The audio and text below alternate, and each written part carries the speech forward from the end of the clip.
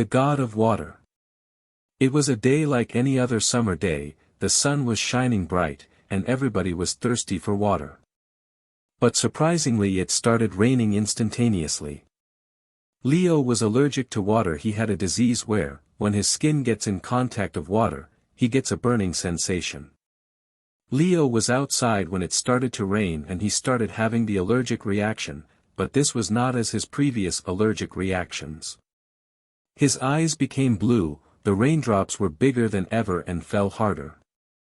Lo and behold! He became the god of water. Suddenly Leo realized he could change the flow of water. He could make raindrops not fall on earth but travel like a wave in the atmosphere. He had his fun by controlling the falling rainwater and making it go left and right, up and down. Just then a gush of water came out of his eyes at laser speed and took a car parked in front up to the sky. He didn't know how to control these powers or how were they coming to him. He started walking towards his house and walked through the puddle of water, but his shoes did not get wet in the puddle. Rather, he walked on the water puddle as if it was a solid surface. He was surprised, amazed and anxious all at the same time, happy too. He went in and dried himself. He decided to take a nap. He woke up and saw a scientist standing and staring at him. The scientist said, "You have quite some powers, I have to check you. Come with me to my lab." Leo agreed as he wanted to know what was happening to him, and this old man standing there in a white lab coat definitely looked like a scientist who would definitely know something about it. They went to the lab. The scientist asked him to stand on a platform. Some green laser lights would scan the object on the platform, so Leo got himself scanned. The scientist checked the scan results. He told Leo that he has traces of some chemical on his body which when come in contact with water gives all these results.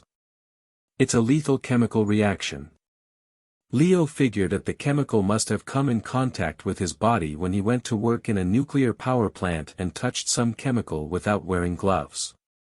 The scientist told him, "These powers are going to stay with you. So better use them wisely." Leo went back home and called his brother John. He told him everything about the events that happened that day. Leo asked him to come pay a visit the next day. John was puzzled to hear all this. He thought Leo had gone mad. The next morning Leo went to work where his colleague Carol noticed something was going on with Leo. She suspected that Leo was not normal and is scared of something. When Leo went back home, Carol followed him. John was waiting outside Leo's house for him to come back from work. They went in and Leo showed him his powers by controlling the water coming out from his bathroom shower. John was astonished, he couldn't believe what he just saw. Carol saw all this as she peeped through the window of his house. Leo told John about the scientist performing his body scan and telling him how the chemical from the nuclear power plant has reacted with water. Carol heard all of it and thought of getting the same powers. She went back to the power plant and touched the chemicals with her bare hands. But she touched some other chemical as Leo had already moved that specific chemical to a locked safe room, knowing what the chemical can do if someone touches it even by mistake, and also that the chemical would only react if someone was allergic to water, which Carol did not. Carol touched some other chemical and she got the power to control dust as she was earlier allergic to dust. She could collect all the dust from the atmosphere and make it into a big lump. She could give shape to the dust. She could make the dust look like shadow of a person. She could poison the dust and hence could poison the atmosphere. She became evil and wanted to destroy Leo. So that she's the only one with powers. She searched for Leo and finally saw him at the beach testing his powers when no one was around. She made a duplicate of Leo with all the dust around and made it punch Leo and hurt him. Then she aimed the poison dust towards Leo.